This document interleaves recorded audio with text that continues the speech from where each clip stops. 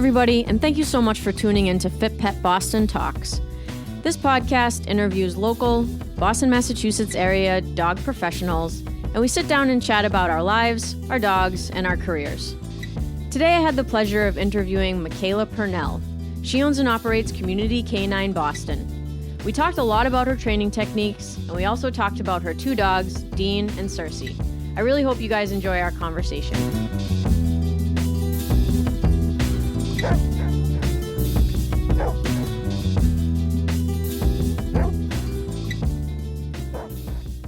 All right, we are rolling. Awesome. Okay, so we're going to start out with a little bit of an icebreaker here. My question is, have you ever had a weeds dream? And I'm going to explain what that is. Not about the restaurant business, which is where the phrase originated, but about dogs. So when I was working in the restaurant industry, I used to have these dreams normally around like 4 or 5 o'clock in the morning where like I'm in the restaurant, nothing is working right, computers are frozen, food's not coming out of the kitchen, everything is going awry. You know, like I'm wearing roller skates, there's like mittens on my hands, and then I wake up in a cold sweat and so happy that, you know, it's a dream and it's not reality. We call that a weeds dream. So when I started working with dogs, instead of working in the restaurant, I started to have these dreams about dogs. And I was just interested to know if you had a similar experience, whether or not you kind of wake up in a cold sweat with something dog related that didn't actually happen, thank God.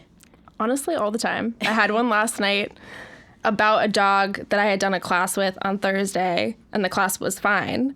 But I had a dream about that class and all of these mistakes that were happening. And it was just a recall class, but it was just disaster after disaster after disaster.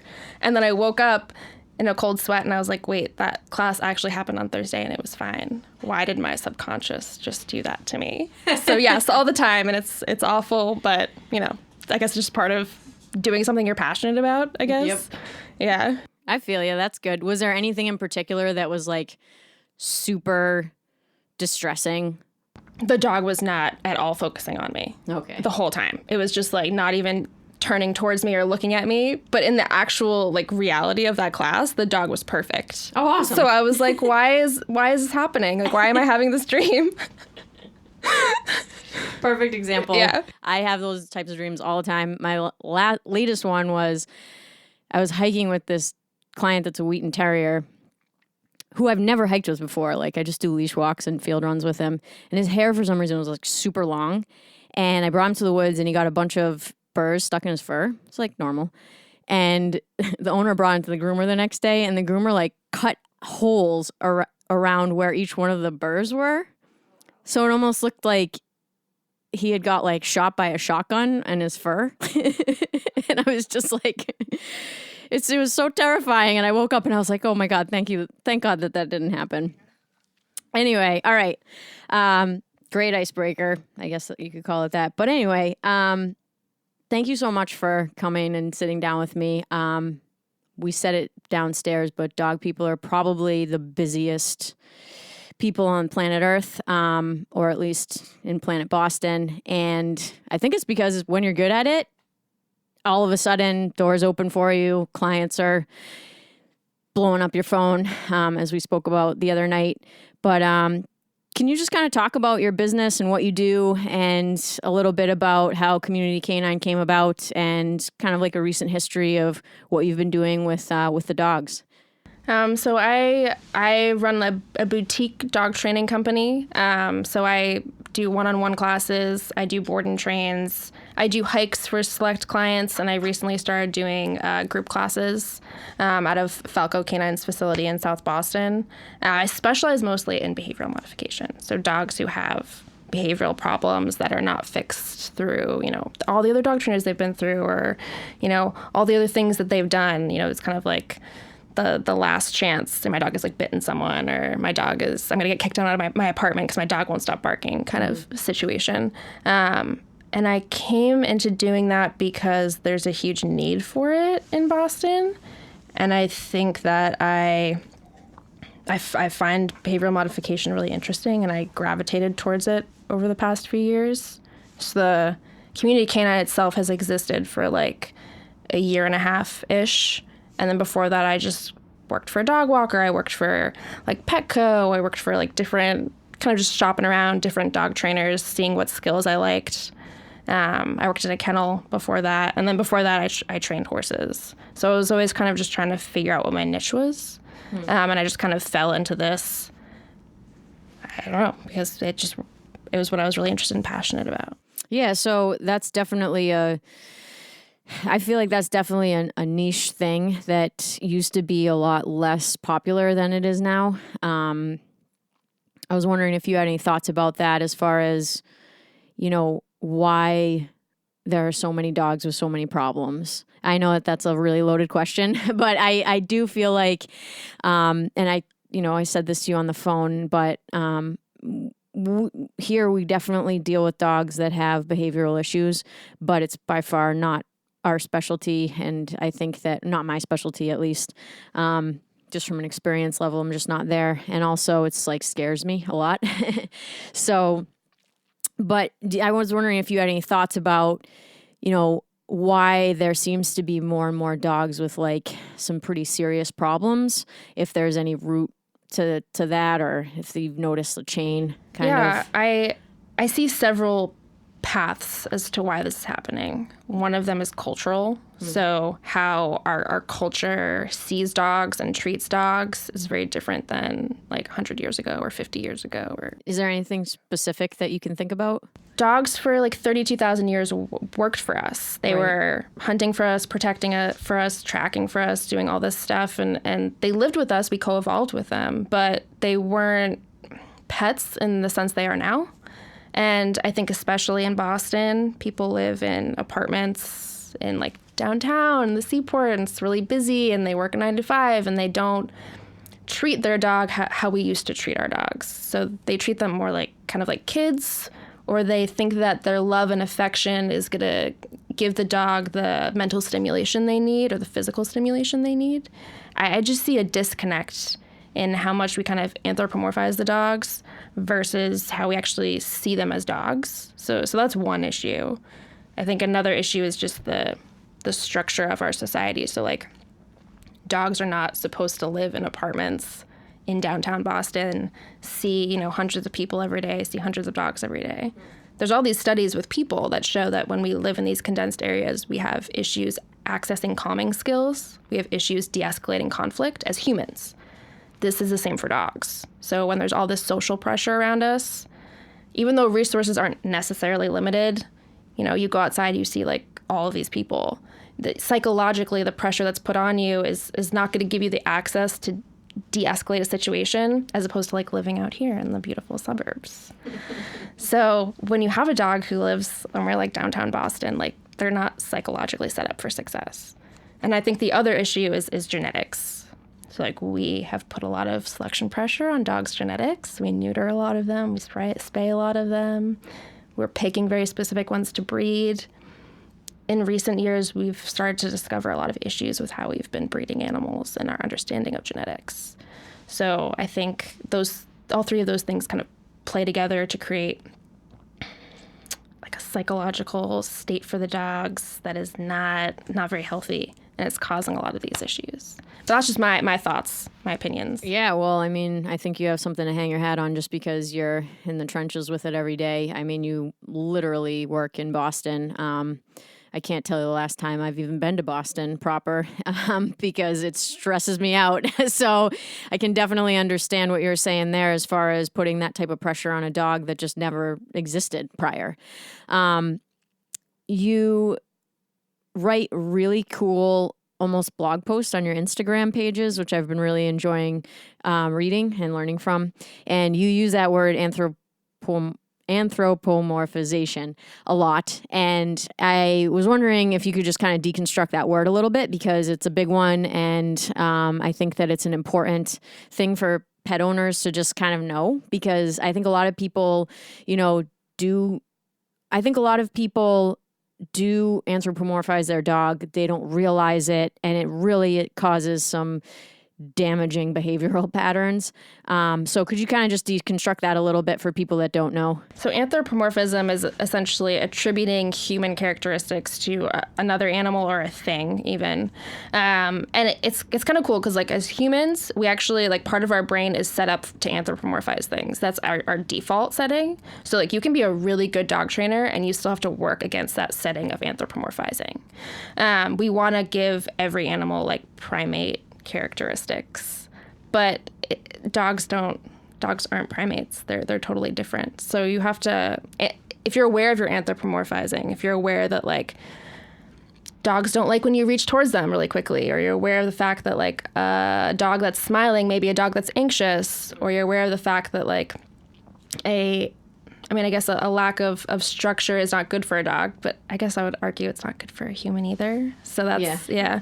But if you're aware of how you're anthropomorphizing the dog, you're able to have like a better relationship with them. You're able to have a more validating perspective of the dog. So I think it's really important for pet owners to understand, but also dog trainers. Because I see a lot of dog trainers who anthropomorphize dogs really heavily, and they're not understanding the difference. Like they'll be like, oh, he did that because he's angry. Or, oh, my dog, I had one dog trainer tell me, oh, my dog has a really high pain tolerance. So they didn't, they're not going to feel this thing, or they're not going to, respond to this tool. And I'm like, well, dogs' pain is different than your pain. How dogs feel things is different than you. How dogs see and smell and hear, like you have to be aware of all these things. So it's an important word for dog owners and dog trainers. Yeah, I think the example that you gave is probably a great example for people who are pet owners as far as the dog smiling. I see a lot of photos on social media where the dog is seriously stressed out and people think that it's cute. And I think that that's a perfect example of something that we, associate because our human lips and mouth, when they smile, means the person's happy or lying to us. But most of the time it means that, there's something joyful happening in the brain. And for a dog, it actually doesn't mean the opposite, but it means the dog is stressed out. It's giving you a signal that, they're having some sort of anxiety. So I think that that's a really great example for somebody that's a pet owner that might not understand all the intricacies of, dog behavior, which is really difficult to get your mind around until you hang out with a ton of dogs.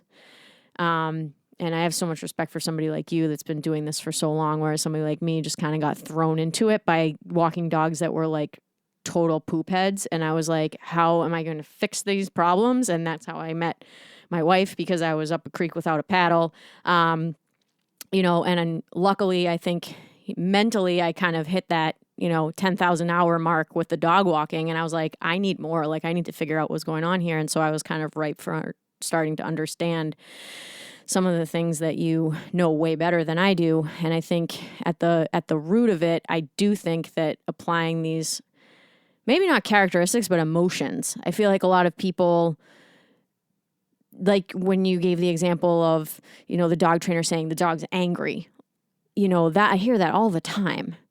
And I'm like, how do you know if the dog's angry? There's no but that's like a human emotion that we put on the dog. And for me, for Laurie and I, we're like super goofy with dogs. And I mean, total goofballs. And I guess that in a way is kind of anthropomorphizing the dog. But at the same time, like we know. Yeah, you're self-aware of it. Yes. Yeah. Self-aware of it. And we also know what the signals are if, there's going to be a situation or something like that. So I feel like we almost have the right to be goofy. That's how I feel. That's how I feel about my dogs, because I definitely do get very silly with them. Yep. But also I'm validating everything they say to me because I can read them so well. So it's like I can say silly things to them and put one of my dogs in sweaters and shoes and all that fun stuff, but I'm still validating their perspective. So there's like a balance. Right. Totally. And I can tell that just from checking out your social media pages, which, like I said, have been really, really cool and inspiring. And it takes a lot of time, I know, from trying to write blog posts just to digest the information and be able to make it come across in a way that's easy to access. For people that might not know so much about dogs too, that's a tough charge. So I think that it's really cool that you've figured out how to do that in a succinct way. So the second part of that is, how do you overcome the limitations of the circumstance when you're working with people? And obviously you don't have to go into too much depth with it because it's going to take a ton of time, but kind of approaching what's your training approach with this problem that we seem to be in, as far as having dogs with some aggression issues living in a highly populated area? It's a balance of training and management. Most of what I do is educating the owner. So like, I could take your dog, I could bring it to my house, I could train it, and it would probably be great in a couple of days. Because living with me, I know all the stuff. I got to give the owner the education. So a lot of what I do is actually lecture in my classes, and you get this very long email protocol after. And you get all these resources like videos and podcasts and, articles. So you're set up for success with the knowledge, so you can validate your dog's perspective, and you can also give them, advocate for their space and give them the skills they need to be successful. Like, I can't take your dog with genetic issues and severe aggression problems and make them, love every person they see on the street. Because I don't love every person I see on, I gotta have realistic expectations. But my focus is educating the owner and making them feel confident and empowered. Now, this is more of a personal question, but how do you follow through with that education? Like, this is kind of like a trainer to trainer thing, but like, if you send an email that has all this rich information, is there some sort of follow through that the owner kind of goes through before they see you for a next class? Is there which is a really difficult, and I realize that it's difficult for me because I'm still learning. I learn from, other trainers, and then I learn in totally different ways with different skill sets. And I know that my teachers give me 100% information and I might only absorb 60 of it. How do you reinforce the information over time with your pet owners? Is there like a trick that you use, or? Well, it's a couple of things. I guess I make people space out the classes so they have time to practice. So I do give them time. Every class builds on each other. So like, it's a foundation class, and then we kind of go into the like, if you have leash reactivity issues, we're going to do some healing and some confidence building and impulse control, and then we'll slowly address the thing. Each class, I kind of ask them, like the first part of that class, I go through the email. I'm like, did you see in that part of that video when he said this? Did you, remember in this email when I said that? And it's, for the most part, pre-written curriculum. Some of it's personalized, but I know what I wrote. So I'm kind of quizzing you, holding you accountable for your behavior, just like how you have to hold your dog accountable for your behavior. Everything I'm teaching you about your dog applies to you too. It's all psychology. It applies to the human as well. So I will reinforce them. I will praise them. I will give them incentives. Oh, next class we can go off leash at the beach together with a pack of dogs, and I'll do this with you. And everyone's goal is to get their dog to do something fun, and I'll hold that off if you're not putting in the work. So I'm using kind of the same behavioral modification on the humans too, to get them to follow through. Of course, there's some people who don't do their homework. That's okay. There's some people who just want really simple things, and that's okay. But, I try to make it enticing for the human as well. I hope that's helpful. Totally. I hope that's helpful. Of course. Yeah, of course. That's awesome. I know sometimes I can be so focused on the job that's getting done, I forget how am I communicating with this person? Is it working? Are they absorbing what I'm saying? Is there some way that I can make it easier for them to understand the message? But I think kind of going through and, like you said, using the same mod techniques that you're trying to teach the dog can work too on the humans. But I think that there is also something to be said if somebody has, a real problem with their dog. They're usually pretty desperate to get to the bottom of it. You're working so much more than sits and downs and basic obedience, which is what I do regularly. I tend to have the easier one-on-one classes, with puppies, and just because I'm still learning, I think, in a lot of ways. So it's been just kind of my journey. But that was kind of a tangent. Sorry. That's okay. That happens all the time. So right now you're working out of Falco Canine in Boston. Can you talk a little bit about that facility and what they do with dogs and how you kind of fit into that picture there? Yeah, so Tyler Falconer owns that company, and he trains working dogs. So I was very lucky this morning. I got to shadow him for some of his working dog training. And I don't have a lot of experience with working dogs, so like police dogs or personal protection dogs. I've never done like tracking or article searches or any like bite work or anything like that. And even though I don't plan on doing those things, I wanted to learn about those things. I think it's important to learn about everything. And so him and I do have a pretty similar training style and a pretty similar mentality with the dogs. So, he asked me to do some group classes for him, and he said I could do some private classes out of his facility, which is, he's an amazing 2-floor facility in South Boston. I was really happy to work with him because now my clients get to go to his day school, which is really fun. All the behaviors I taught them in class get reinforced there. It's an opportunity for me to learn and to connect with people in my community. So it's been a really great opportunity.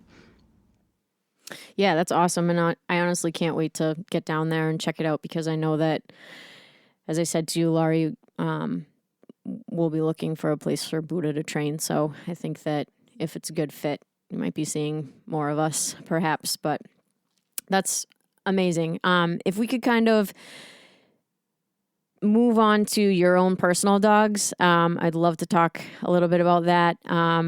I think a big part of why I even started this podcast was to just be able to talk to dog professionals that are really good at what they do and hear about the way that they hang out with their own dogs. Because I think that, as you said before, we lived for so many years having dogs working with us. And I do think that good trainers, good walkers, good handlers, even, a good groomer, a good veterinarian, they have kind of a specific way of hanging out with their dogs and talking about their dogs and experiencing life with their dogs. And I just want to make that more available to people who might want to think about getting a dog or might even consider working in this business. I think that it's awesome to hear about, other people's dogs, because that's really where the meat and potatoes of it kind of comes in. How good of a dog trainer are you if you don't have a dog? It's really hard. And I hate even putting that pressure on myself because my dog can act like a little bit of a wingnut sometimes. But every time I take him out for a class, it's a good learning experience for both of us. So if you could just take a couple of minutes and talk about your dogs, that would be awesome. So my first dog is a Boston Terrier, and I got her 7 years ago. I won't count my Shepherds because they were like family dogs.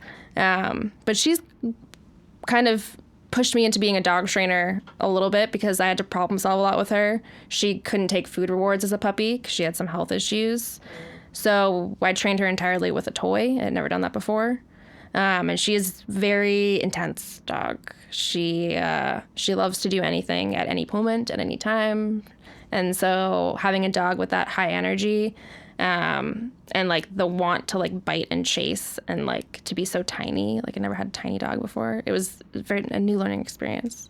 So my relationship with her now, like I work her. Like she loves to work. Like she does hunt mice sometimes, as Boston Terriers do, and we do that together. I let her do that. She has a great time. But she does agility. She does basic obedience. She does a bunch of tricks. And yeah, she just taught me about like clicker training. She taught me about like reward schedules. She taught me so many things. So I can't imagine being a dog trainer without her. Now, did you bring her with you to work when you were dog walking for a bigger company, or? I never dog walked. I was a dog trainer for a dog walking company. Okay. Yeah, which was nice because I could get all the dog walking clients as my clients. Right. But yeah, she came to work with me every day until she ended up getting exercise-induced myoglobinuria. So now she cannot exercise for more than like 25 minutes. Oh, dear. Which sucks for her. But she'd come to work with me. She has helped so many dogs. She is very patient in the dog reactivity classes. She helps dogs learn to socialize. She's wonderful. She knows, like, if we're doing a recall class, if we're doing a leash reactivity class, she knows when to do what she's supposed to do. She's been doing it for like 7 years. That's so interesting because Boston Terriers can be a little bit standoffish, I find, with dogs. So I've had very limited interactions with them, but that's been my kind of the way that I've viewed Me the too. few that I've met. I'm like, oh, they don't really like other. Okay, cool. Yeah. Even when I took her to the vet the other day, and they were like, "We've never met a Boston Terrier like this before. She's so calm. She just wants to look at you and do things for you." And I'm like, "Yeah, I'm very lucky." It's so funny how dogs come into your life, and you're like, "Hey, you're exactly what I needed, exactly when I needed it." Yeah. But like contrast to my other dog, Dean. Yeah, let's talk about Dean. He's inspiring. I've been thinking about Dean all week. Yeah, he's inspiring to me too. He went off leash hiking with his friends today. Yeah, I was awesome. So proud of him. We got him like a year ago. My boyfriend really wanted a dog that was like Cersei, who, loved him deeply and did everything for him. And, he just wanted his own dog. So we went to the shelter. He kind of made this decision to get a dog that was going to have problems because we were able to deal with the problems. Like our ethics are like, okay, if we have the skills to deal with this dog, we should be getting a dog that has problems. We should not just be going to a breeder and getting like a really fancy dog. Like we should get one that needs our help. So we saw him at the shelter, and he was not potty trained. He had severe resource guarding issues. They couldn't consistently feed him because of that. He couldn't really be walked consistently. It took them like 20 minutes every time to get him like in and out of the kennel when we went to go visit him. He was super overstimulated, just like jump on everyone, bite you, bark at you, like a totally out of control, like 50-pound pit bull. And they'd had him in the shelter for a year, and they were going to euthanize him because they thought that he had mental problems. And he was on a bunch of Prozac and Trazodone. And the first time I saw him, I was like, he does not have mental problems. He just shouldn't be here. These people are not treating him properly. Yeah, he had too much time in the kennel. Yeah, they let him do whatever he wanted, and they also rewarded him for things that he shouldn't be doing. Like, can you give an example? They would reward him if he like jumped on them. They would just like give him a cookie, or like they would just reward him for being overstimulated, or for spinning around, doing stereotypic behaviors like spinning around and barking and things that are not associated to good mental health. I felt like there was a very big lack of education with the people who were taking care of him. And I felt bad that it was going to result in him being euthanized. Now, can we back up a couple of steps? And like I said earlier, some folks who listen to the podcast aren't necessarily dog people. So I want to make sure that I'm kind of dinging in my head every time something comes up that might be confusing. Can you just kind of explain resource guarding and what that means and what it can manifest itself into with different dogs, and how you kind of manage the behavior? You don't have to say how you manage the behavior, but just what it is. What it is, yeah. Sorry, I'd hang out with dogs and dog people all day. I kind of forget myself. But so resource guarding is essentially the dog becoming aggressive, biting, barking, lunging, or just full-blown attacking over an object that they want. Usually a resource that is they have not a lot of access to. So like if you have like 5 dogs in one dog bone, you probably, like, no matter who those dogs are, you're probably going to see some resource guarding behavior. But it becomes an issue when like the dog just does it at any time for any object and will like attack you over it, which is what he was doing. He would draw blood over like a random object. So yeah, there's levels of it, but yeah, I have a dog that I walk with other dogs, and he resource guards my bait bag. So I can't walk with the bait bag because I am not being. I feel like that's the right thing to do because they're all adult dogs. I don't need food in order to have a productive walk. But I think that was kind of like, oh my God, this dog is literally snapping at other dogs and focusing on my bait bag. And coincidentally, he's one of the smartest dogs that I walk. Yeah, that makes sense. And he's also the most, how do I put it? Randomly aggressive dog, not towards people, but towards other dogs. But he's the smartest dog that I interact with, and I get to walk him every day, and it's awesome. But it's like, you have to be paying attention because you can, like, he would put a hole in another dog. And if you're not paying, if you're not paying attention, you drop a cookie on the ground. It's like, it can get crazy. And I think that that's something that, I didn't realize, you think resource guarding, you think a bone or a bowl of food, or, I mean, technically it is food, but it's like, really, you're going to resource guard something that's actually attached to my body. This is great. Okay. I one time trained a dog who would resource guard literally anything. So one time she resource guarded her parents' entire closet, and they could not go to work because they could not get dressed. Like, it can manifest itself in some weird ways. Yeah. That's a good one. Yeah. Oh my God. Okay, I'm sorry to interrupt you. Please continue talking about Dean. So we did end up adopting him. It took us like a month of visiting a shelter and kind of proving ourselves to them that we wouldn't bring him back. And yeah, we've had him for a year. He, long story short, I guess he doesn't do any of those things anymore. He's not like reactive. He doesn't resource guard. He walks very nicely and heel. He, plays off leash with his friends. He free roams with other dogs in the house. He plays with other dogs. There are bones out in my house that he does not resource guard, and there are other dogs there. And yeah, it took a lot of patience. And a lot of me validating him as a dog and me understanding who he was and what he needed. But yeah, it can be done. He's not on Prozac anymore. He's not on any medication, So you told me something when we were on the phone, and if you don't want me to say this, I'll just cut it out of the program. Okay. But you did say that he bit you. Mm-hmm. And I was just wondering I started to think about what would happen if Ruben bit me. And how like totally devastated I would be. So I was just wondering how, like, what the circumstances were and how you kind of mentally recovered from it, or maybe it didn't affect you. I don't know. But I want to talk about the unique circumstances that were in order for you to adopt Dean, in that you have the skills that are necessary to take care of him and to train him the way that he needed to be. I want to talk about that. But, just for the listener,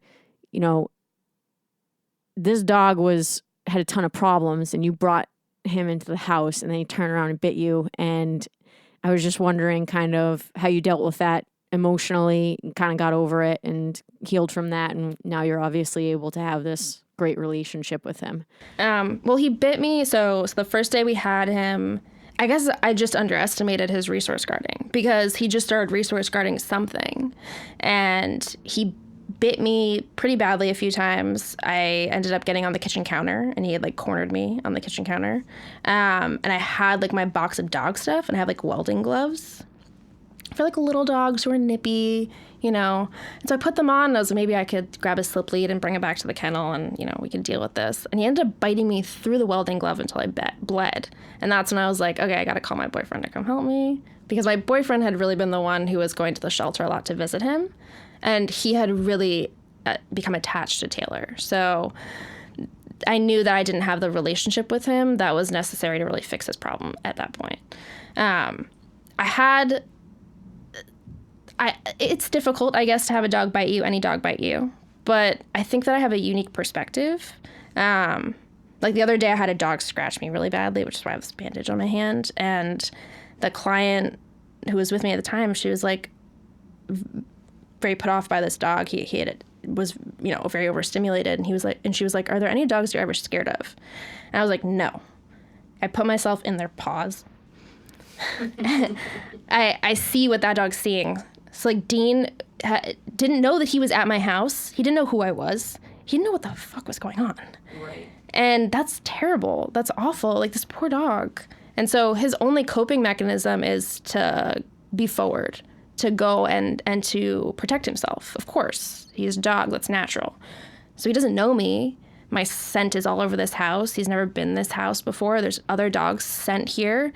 He's confused. He might not have ever even been in a house before. We don't know what happened to him before we got him. So in that moment, I wasn't fearful. I was very empathetic. And that's how I am when I meet any dog. I think that a lot of people, like when I do go in their house, they're like, oh, he might bite you. Watch out. Like, I don't know what to do. And I'm like, I'm not scared. I'm empathetic. I want to fix this problem. I want to help your dog. So that's my mentality with him. It doesn't mean that I jumped into like being lovey-dovey with him though. there was a lot of rules and structure before we got to cuddling on the couch because he bit me. So there's a balance in how I saw him as a dog. So, like, after the fact, did you have fear interacting with him, or you just kind of put the rules in place and said, hey, I'm going to follow through with these rules? And I think it's hard when you do the type of dog training that I do. I'm very well aware of, like, what smells I'm releasing. So I don't want to be fearful. I don't want the dog to smell cortisol or adrenaline. I don't want them to smell that and be like, okay, I should be fearful too. Because they're not understanding that I'm fearful of them. They're just like, I smell these smells. I should feel this way too. So maybe in the back of my mind there was fear, but I was trying to push it down to like deep breathing and grounding myself and really just focusing on the technical skills I was using with the dog. I think that's important to have like good control over your emotions when you're a dog trainer. Yeah. So if I didn't know any better, I would think what you're talking about is, kind of like witchcraft and, and kind of seance-y. But can you kind of just go through how what you're saying is actually scientific? And it's not just you looking up at the stars and Yeah, well, so I pride myself in that, like, all the dog training I do is very scientific. So dogs, I always tell my clients, like, dogs have the most infrastructure in their brain for smell-based communication. Then, like, visual cues, as we do, and then pressure-based communication, and then auditory communication. So, like, when you have two dogs next to each other, they're actually releasing a lot of smells from different glands in their bodies, and they're having a full-blown communication via those smells. Like, just like how we're talking right now, like, dogs are doing that via smell. And they can dissect all the different parts of a smell. So they can know that I'm feeling a specific way, that I feel pain here, that I have, this illness, etc., just by smelling me. And for that reason, I think that dogs are kind of more intelligent than people, but whatever. So I want to pause right there because Laurie has this belief, and I know that she would love to talk to you about it, but when we have a dog in the yard with other dogs that's sick, the dog tends to piss all the other dogs off or cause, like, that dog won't be queuing up at all.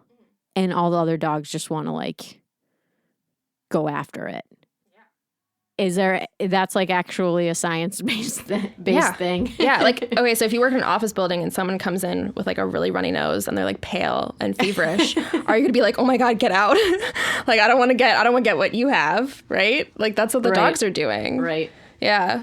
That's incredible. Yeah. That's awesome. Yeah. It's not mumbo jumbo, it's science. I just think that, maybe not everyone has access to the science. Well, I think it's so unseen, and I think that there's a lot of like hormone therapies and like endocrinology is a relatively new thing. So, I mean, in my own experience, I know if I'm walking and the walk's going terrible and I just stop and like recenter and refocus or change directions or do something really simple to get my mind in the right spot, it changes the dynamic of the whole thing. Yeah.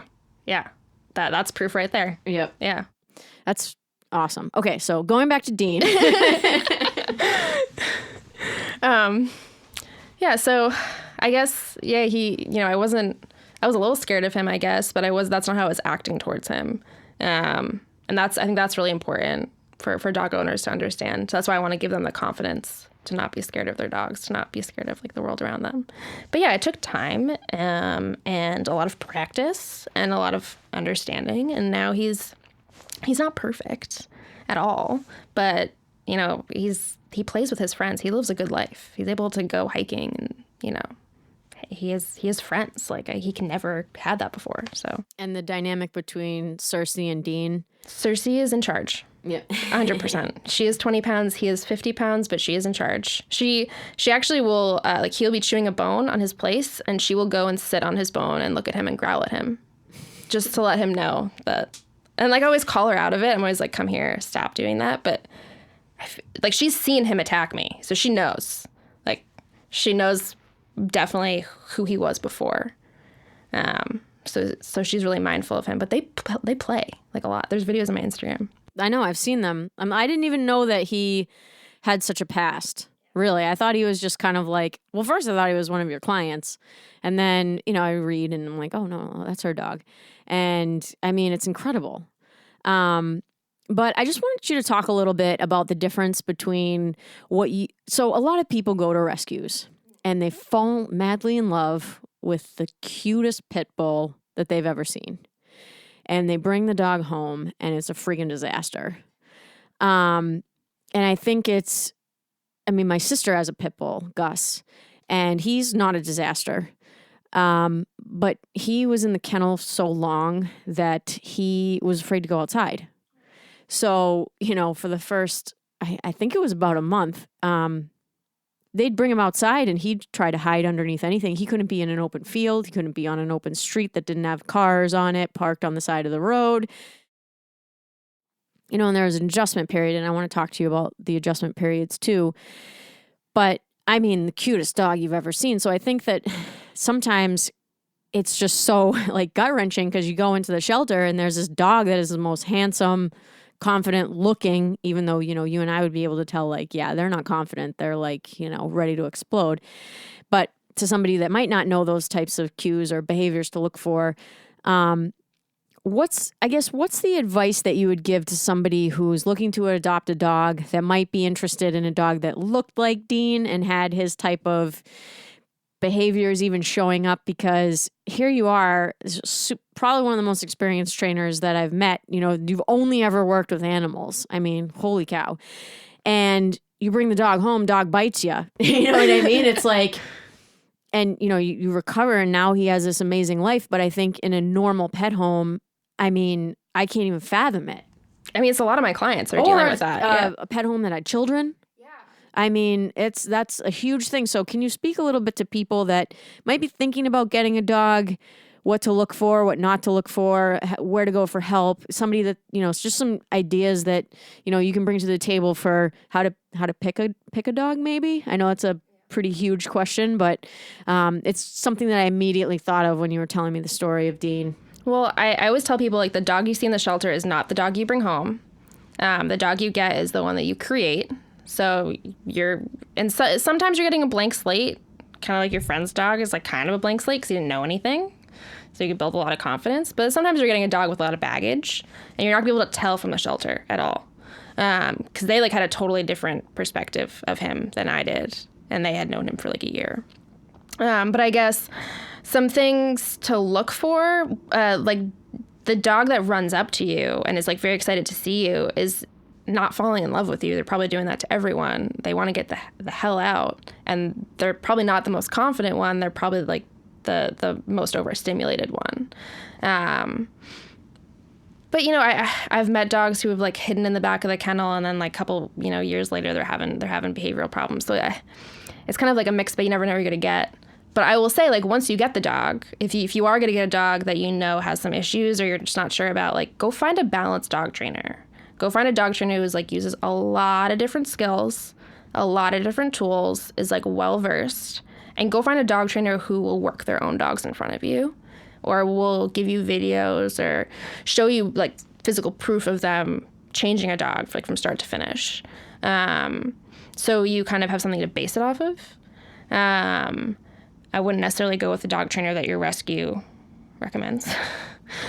For many reasons, but go find help because you could do a million things wrong and then you're kind of putting yourself in a deeper hole just by not finding help. Yeah, or not knowing. So that kind of segues really nicely into my next question, which is, obviously you describe yourself as a balanced dog trainer, and I was just wondering if you could go through and just kind of tell the listener what that means, it doesn't really mean anything definitive, but what it means to you and kind of the general community of dog trainers, what a balanced dog trainer is. So I consider myself a holistic balanced dog trainer. Okay, so sorry. No, it's okay. So that means I care about what your dog eats, what your dog does during the day, what your dog's genetics are, how you understand their ethology, how you understand all 4 quadrants of operant conditioning. So that's more than just giving your dog rewards. That is also giving your dog discipline, giving your dog structure, using pressure with your dog. A balanced dog trainer is someone who's looking to find the balance, I think, in the relationship between the human and the dog and to fit that kind of like perfect point that evolution has brought us to, where we're like co-evolving, coexisting really nicely. That's like my goal. I know that there's a lot of different definitions of balanced dog trainers. Not all of them work the same way as I do. Yeah, I think that the kind of, when I think of a balanced dog trainer, I think of a dog trainer that uses all four quadrants of the that uses all four quadrants and doesn't discriminate against any one more than the other, I guess because I'm just trying to think of what balanced means. And I feel like unbalanced means you only use one. But I feel like it's not even, I feel like a lot of people have attributed to the quadrants, but like the quadrants are just such a small part of my training practice. Because if you just look at the quadrants and you're not looking at the dog's genetics or their ethology, then like, what are you doing? Like, because I could just look at the quadrants of operant conditioning in my life and so many things could be missing. It's not like about the balance of one or more of them. It's like using them appropriately in order to get a healthy, balanced mindset. Right. And for the listener, the quadrants that we're talking about is basically the equivalent of a book on life that tells you everything you need to know about life. But obviously, you're not going to know how to live it until you're actually out there doing it. So if you have no idea what we're talking about, it's basically the textbook, right, for dog trainers to teach the trainer how to teach a dog. And I think that definitely hotly contested within the dog training world right now for a lot of reasons. But basically, like you just said, pretty meaningless until you start applying it to life and different situations, because every situation that arises is different. And I think the biggest eye-opening thing for me was, I think when I first started to learn about all this stuff, I didn't read the books. I kind of watched a bunch of videos and I had no idea what the trainers were doing. I remember that very distinctly. I remember one of my friends sending me a video of a pretty infamous trainer doing a leash correction on a dog that was jumping. And like totally not getting it. Like I don't even think I understood that the prong collar had prongs on it because it was like attached to the dog. So you don't know what's underneath it when you don't know. And I just remember being like, I have no idea whatever. And now that I know A, the book stuff, and B, having spent time with dogs, I can now consume all that other stuff and be like, oh, this makes like perfect sense. So anyway, kind of circling back, I think for people that definitely are starting from ground zero with their own dog, that's where the importance of finding a trainer that is balanced, that has the tools, not necessarily physical ones, but the experience and the know-how and the humility too, to come to the table and try to figure out what the problem is and try to fix it. And, to me, that's kind of what a balanced trainer is. And in that case, I would strive to be a balanced trainer. But now, like, I just feel like being a balanced trainer means so many different things to different people. Yeah, I feel like the labels are getting too intense in this industry. Yeah. Like, I try to label myself so people know that I have a versatility of tools, but I don't really even know what to call myself. And I try not to worry about it too much. I like the word holistic. I think that could also mean a bunch of different things. But at the same time, if you're the only one that's calling yourself that, then you can make the definition. There are other people, few other people who do the same, very similar style of dog training that I do. And I've never, I discovered them after I discovered what I myself did. So it was just very validating to be like, oh, you care about diet and lifestyle and training too. Oh, and you're holistic too. Oh, that's nice. Like, yeah. And can we talk about that? What do you feed your dogs, and how did you kind of come to the conclusion that was the best choice for them? Well, all right. So Stacy, she's from a really good breeder, but she's got some health issues. So yeah, if you could talk a little bit about the breed too. Boston Terriers, I feel like people know what they look like, and they're very cute. They're very squishy face little nuggets. I kind of like Frenchies or pugs. They are prone to having allergies, big time. So if you're gonna get one, you have to be mindful of that. I was not. All of her hair fell out when she was a puppy. She was like itching herself like crazy. It was hard to train a dog that's uncomfortable. So as a puppy, it was like very complicated. I tried to do the suggestions the vet gave me, but she was allergic to things that the vet gave me. So like I had to go through other sources. Yeah, vet food is really something. Yeah, it sure is. And I ended up having a conversation with the vet about how, they were sponsored by the food that they were giving Cersei, and that the vet actually like kind of broke down because I was very upset about the state of my dog. And he was like, all right, I guess, try raw diet. Fine. Just try it. So it was a vet who even like kind of broke down and was like, just try it. And so I did. She eats raw meat and supplements and veggies and fish, and she's very healthy now. She's all for hair, and she's allergic to grass, so I still let her play in grass. She still sometimes gets like hives from that, but she doesn't throw up. She doesn't have diarrhea. She doesn't have like tear stains. I talked to a lot of people who fed their dogs raw diets. When I first got her, like there wasn't this internet raw community. Now there is one, so you could literally just type in like raw feeders community on Google and get some really great info. But I just had to go and talk to a bunch of people, and it took me a year and a half, 2 years to figure out her diet through the process of elimination. Wow. Just to figure out what she was allergic to and what she could tolerate and everything like that. And is the same true for Dean? He just started to get itchier now. So we've had him for a year. He had 1 ear infection, and then now he's starting to get itchy again. So I got like special shampoo for him, but we've been kind of messing with his diet, giving him more fish to get those like omega-3, 6, and 9s in there. But I don't think he's allergic to anything. He's just, pit bulls don't have the best skin. They don't have the best skin health. Yeah. Now, do you feed him exclusively raw as well? Yep. And you buy the raw food, not conventional raw? Like you actually buy the meat, or how do you approach that? We buy meat from raw to go. So Taylor does a lot of this for me, and like thank you so much, because he's not a dog trainer or anything. I appreciate that he does all the dog meal stuff. So we buy meat from raw to go, which is a raw food supplier, but it's raw meat. Right. It's like Almost Pride is another one in Massachusetts where it's like it's raw food, but it's raw meat. And you can construct your own meal with organs and supplements and stuff, or you can get a pre-made one. So we kind of do a mix of them.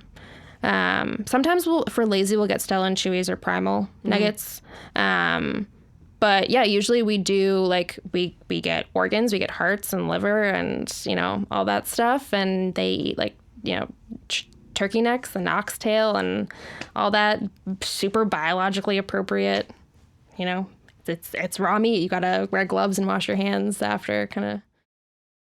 I know it's that's also something that folks don't realize with raw diet is you have to include the skin and the organs and all of that stuff, because that's providing a piece that we don't eat, right? So humans don't typically eat heart, or occasionally we will, but if you're at the Brazilian restaurant, but that's all part of the raw diet that should be fed to the dog. So I feel like some folks might not necessarily realize that. And also I feel like there's definitely a market for meat that gets thrown away for people that want to feed raw. And we feed a mixture of raw and kibble. Yeah, it's like not as expensive as people think. No, we have a weird thing happening at our house. I'll talk for a few minutes so you can enjoy your drink. But so Ruben will like eat anything, and he eats pretty much half raw, half kibble, conventional raw. So we buy it. But Laurie just said the other day, like, we need to start making this because it's too expensive and we can get it for cheaper. So, and he'll eat anything. So Buddha, on the other hand, so Laurie is like, we train with food from when they're puppies. Like they eat all their food out of our hand. So when he was a puppy, he ate out of our hand. The first day we picked him up from the breeder, she said to us, his dad really loves to be pet, to be like physical affection. That's really what he likes. And Laurie has always had dogs that are like super food driven, and that's how she does her training. It's just like food, toys, but really, we worked really hard, especially I did with Ruben, feeding him from my hand, and his food drive is great. But when Buddha turned like 8 months old, he just is the pickiest eater that we've ever met. And he legitimately does not care about food. He would rather have a toy. He would rather be pet. He will not eat raw meat. I mean, I think if we withheld it from him, the food, he eventually would eat it. But he likes the air-dried beef patties and raw eggs. And I was cooking and I literally dropped a piece of raw hamburger meat on the floor and he came over and sniffed it. And Ruben came from like upstairs and ate that in 2 seconds. And Buddha was just like, oh, well. And even tonight, like I was making turkey, I dropped a little bit on the floor. I'm like, he was laying there and he didn't even move. And I'm like, oh my gosh. But like, I think, God brings the dog that you need in the time that you need it, And I think Laurie had spent so much of her training is food-based. And she's had so much success with it. And it's totally different now to have a dog that's like, yeah, just pet me and I'll do whatever you want.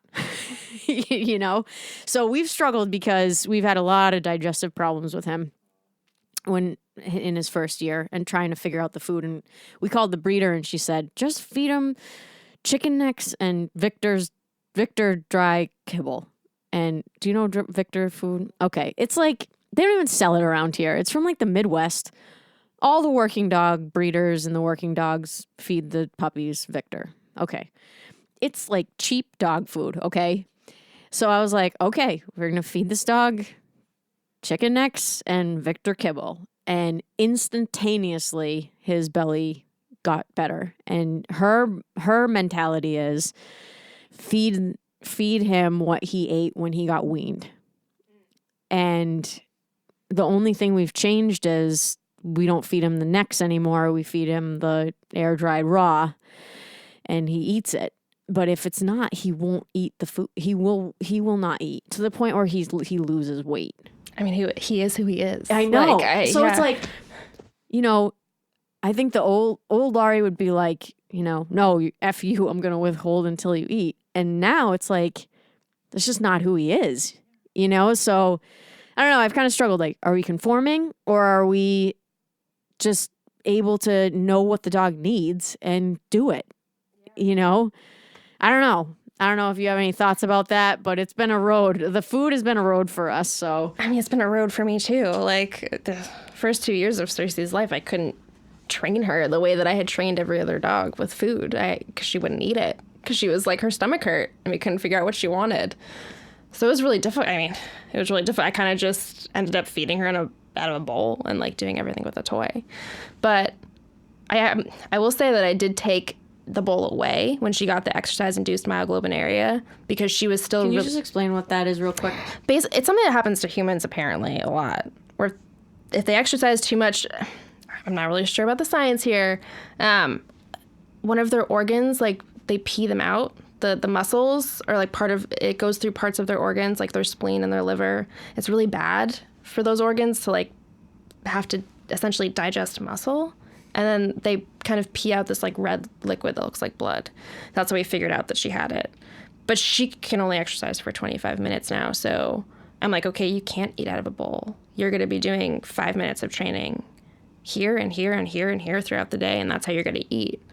Because if I let you eat out of a bowl and then you're just like a wild woman the rest of the day, like that's not good for you. We have to do these like little workout sessions so you can still be tired and you can still eat and you're not just like going crazy. So her food drive did change. She never drooled when she saw food before, but it took 3 months of this and now she drools if she sees food. So, but that's her. I don't know. She's a weird dog. Well, I think that brings up a good point too, is a lot of things that involve training a dog take time. And I think that's something that we're just not used to as human beings these days is like, we want everything instantaneously and we feel like, well, we're paying for it. It should happen right away.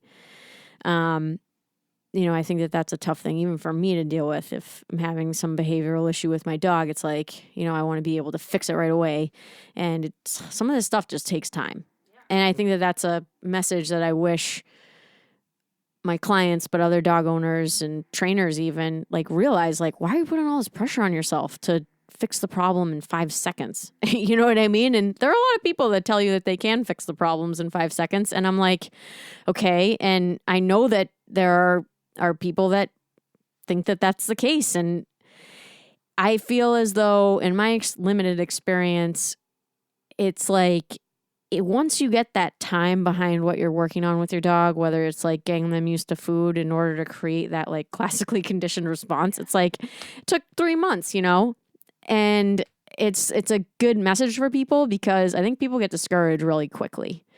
And in a lot of cases, if you just let the time go by where you're consistent, you're going to see the results. It's going to be awesome. Yeah. But it takes that time. And I feel like even myself, I can get a little bit like, oh my God, this is taking forever. And I'm like, it's been a week. You know what I mean? Yeah.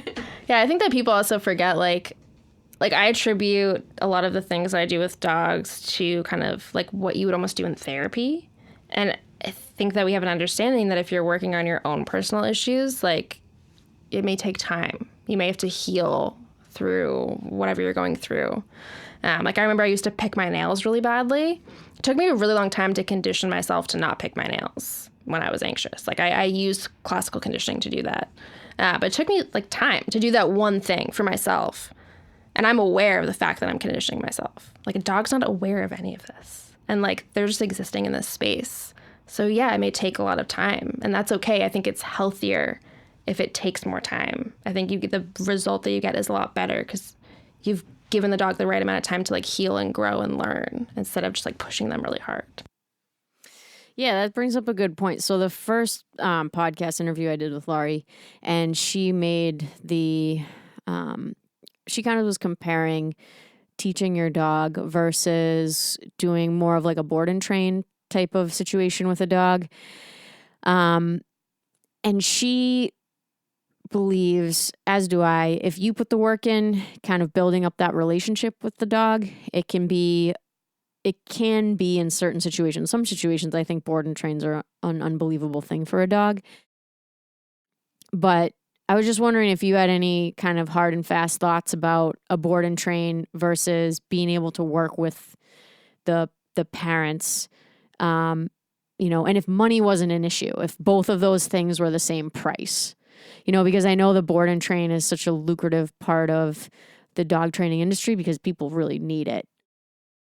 But I think in an ideal world, if you were able to work with the parents versus the board and train, what would you think about that and kind of why? Because a lot of people are board and training their dogs, and I think it's a great thing. But at the same time, I think it can be difficult too because especially if it's a puppy, but you're missing out on that bonding time with your dog. Yeah. I think that there's like not all board and trains are created equal. So if you send your dog somewhere and they're like, all right, we're going to send you back with a fully trained dog, like, don't do that. Because every board and train, in my opinion, needs follow-up. Because, like, the fact is, like, I can take anyone's dog and bring them to my house and they'll be playing with my other dogs and they'll be playing in my yard and they'll go hiking with me and they'll probably have a great time. And if I don't give those skills to that parent, like, the board and train is pointless. The dog just, like, had a vacation then. And you're not going to pay, like, a lot of money a night just for your dogs to just like have a fun vacation, out, right? Yeah.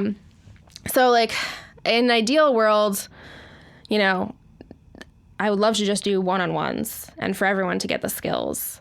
And for me to have the dogs come to my house for board and trains and we really do just hang out because their parents did all the skills. But their parents don't have all the skills. So in my practice, the board and train is complementing the one-on-one classes. It's kind of like we talk about the dog beforehand. We see what skills you're struggling with, what skills the dog is struggling with. Maybe I will go through the process of introducing them to the prong or the e-collar because the parent's a little shaky on those tools. And then I'll follow up with the parent. Like the board and train, the one-on-one, in my opinion, are like mushed together. So I'm not a big fan of people who just like send their dog away and expect a different dog back. Yeah. And I almost feel like, especially if you give the owner such a powerful tool like an e-collar, if you don't follow up on the training, you can really screw your dog up. Yeah. It's like, yes, there's low stem e-collar training, but there can also be really high stem e-collar training very quickly if you just like move your fingers around the device. Yeah. So, what's your what's your mindset when it comes to something like that, which I think is like a huge problem, you know, with the e-collar. It's a huge problem. Yeah. I'll be honest, like a lot of the dogs I work with were e-collar trained by someone else, and now they're terrified of the e-collar. And we go through a whole process of changing what the e-collar means. So that's a big problem that I see. You know, the e-collar is not like a tool that you should be leaning super heavily on. It's just a means of strengthening your verbal communication. You need to know how to use it as negative reinforcement. So like not a super high level. Most of my dogs work below a level 10. I can't even feel a level 10. So that says something. But yeah, there needs to be education on it. You know, if your dog goes to an e-collar board and train and you're not given any information about how to use the e-collar post the board and train besides correcting the dog, you're not doing it right. Yeah, one of my very first clients that I ever had, really cool dog. She sent him for an e-collar board and train. Dog came back perfect. Literally with a sheet of paper. Yeah. I took a picture of the sheet of paper. Just one singular sheet? Yeah, with like 30 items, you know. And I was just like, luckily the owner had e-collar trained a previous dog, so she kind of like knew what was going on. But I had no idea about the e-collar. I didn't know what it was. I didn't know. And, you know, as a walker, regardless of what my training protocols are or habits are or whatever, I use whatever tools the people use.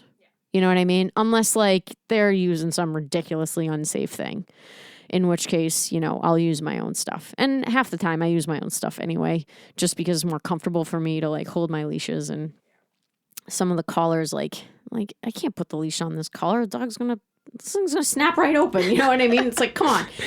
But anyway, I was totally confused by this dog's training. And I'm like, it was almost like this mythical thing that happened to the dog where he got sent away for training and he came back and he was, I want to say well trained, but he was recall trained. That's what he was. He had good recall now. Anything else I really wasn't dealing with because I was going on woods walks with the dog, you know, so I wasn't doing obedience and stuff like that with him. And he had zero aggression issues heading into the board and train.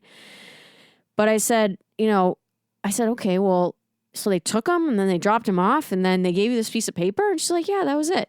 And I was like, holy cow, like this is crazy. And now looking back on it, you know, I'm 90% sure I got all that information right. And it still blows my mind because I'm like,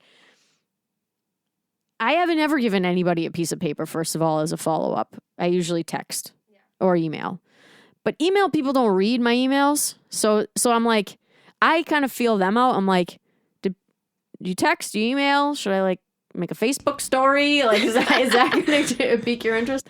But just the whole premise was really crazy. And then this is the craziest part about it. So when I was handling the dog for walks, she said, just leave it on a 0, the e-collar on a 0. And whenever you ask him to do anything, push the button.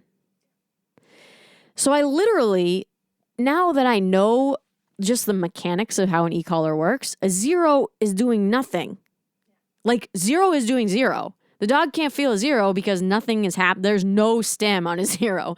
So like, was that for my benefit? Like just to kind of like click of the button the dog hears. Yeah. Okay. As a cue. And that makes complete sense. But I was just like, this is so weird. You know what I mean? Like the whole thing just blew my mind and still does blow my mind. And not to say that it was bad training. It was actually good training because the dog was great. You know, but again, it was almost like this like mythical thing where you send your dog away and you get a dog back that's like, you know, has all of this new skill set. But this dog, as I said before, he really was being recall trained in that. It was a short order. Yeah. You know, it works great for some dogs. There are definitely dogs that come to my house. I introduce them to the e-collar and then they're kind of like almost like good to go with it. And I do make the parents work on 0 a lot. So... And I do that because I want them to see a sequence of behaviors. And then once we get to their working level, they see the shift in the sequence. but the dogs know what the button sounds like. It's a cue. Like, you can put the e-collar behind your back as much as you want. They can still hear the button. That's crazy. Never thought of that. Yeah. That's awesome. That's amazing. I know that we have talked a ton about training and dog stuff, and I'm so happy that we got to talk about your own dogs, because I think that really is just the foundation, like I said before, of a great dog trainer, and, you know, and somebody that knows what they're doing. Like you said, if you're looking for a trainer, look at their dog. And I do feel like, you know, both of your dogs kind of came about in a way that was like exactly what you needed. You know, like Dean was challenging enough for you. If you had gotten some mush, it would have been like, you know, whatever. But that's awesome. All right, cool. I think we're going to wrap it up there because we've been chatting for about an hour. Is that cool with you? Yeah, that's fine. All right, thank you again so much for coming. Yeah, thanks for having me. Yeah, anytime. This was really fun. Yeah, we should do a follow-up because I'm pretty certain that we could talk for a lot longer. Yeah. So thank you again, Micaela. Yeah, thank you.